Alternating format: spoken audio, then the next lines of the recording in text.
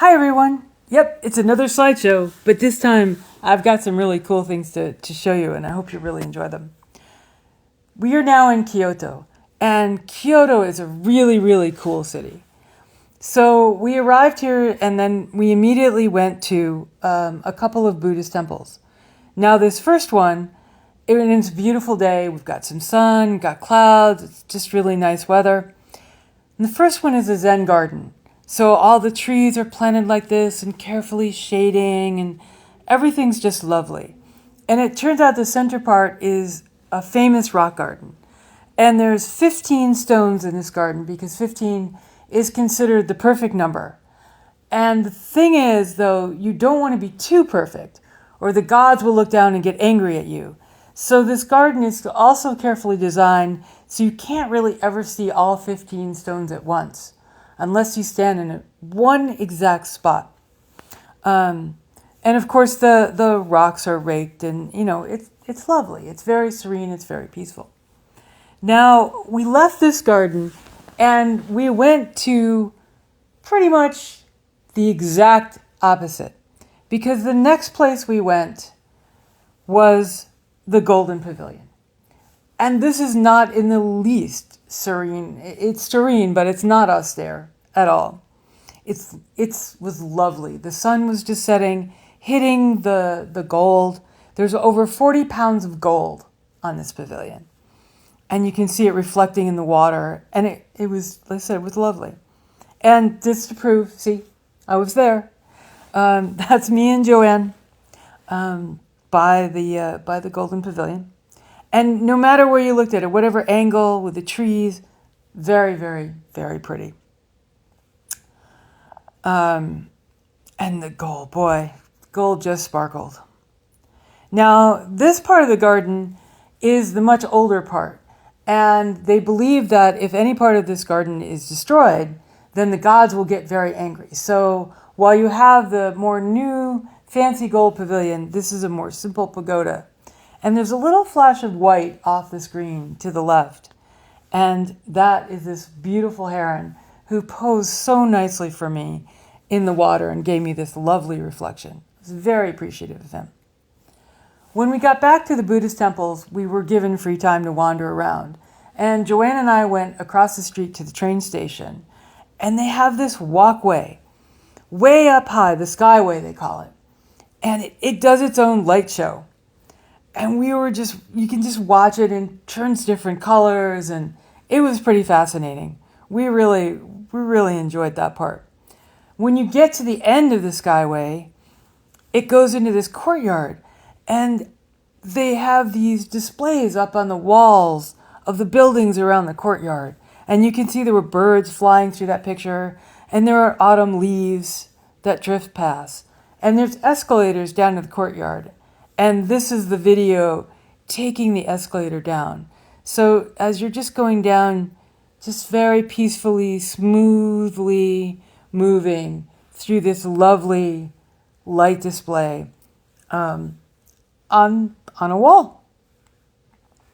Very, very cool. And once you get down to the pavilion, you can then walk around and look back across the station, which it was packed. Kyoto is a very, very popular location. There's a 3-day weekend coming up for the Japanese. It was mobbed. So, and you can see at the top of this video, there's a red kind of weird light up there. That is actually a stairway that they do a light show on. And that light show keeps changing. And some of it was an advertisement for a train. Some of it was Japanese origami paper. Joanne and I just stood there and stared and were mesmerized by the changing lights. And unfortunately, they don't video very well. But you can see here, this is the ad for the romantic train. And the black dots running around are people actually walking up and down the stairs because they're stairs.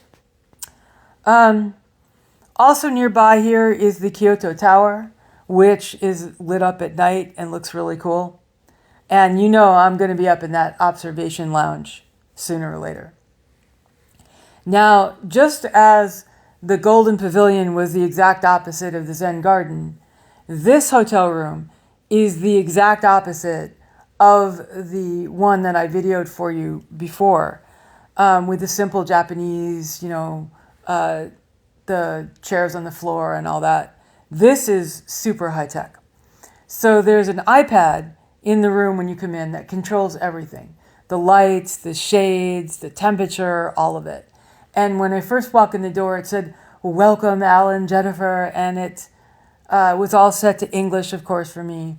And as I'm playing around on the iPad, I found this Mind Your Manners.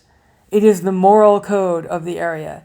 Observe the local rules, things like don't take pictures of the geishas, don't stop them in the street, don't take pictures unless you're given permission, be quiet in areas, respect the culture, and so on and so forth. We also found that if you order something from room service, it is delivered by robot. So, of course, Joanne and I had to order something. And we ordered the first thing, and I wasn't videoing it, so then we had to go order something else. We actually ordered bath towels, and they had something called scratch tape. It was called scratch tape. And we didn't know what that was, so we had to order one and find out. It turns out that scratch tape is a Band-Aid. So the thing comes to your doorbell rings, it says your order's delivered, there's your robot, you open it, spits out the drawer, you close the drawer, and then it says, in Japanese and in English, it says, "Thank you very much for using, have a nice day." Rotates around, you can see it showing ads for the different things in the hotel. And then there it goes. It just scoots its way down the hallway and goes back to wherever it came from. So that was very, very cool. We've had a great day, and we're looking forward to tomorrow when we start doing more temples, and hopefully the weather will hold for us.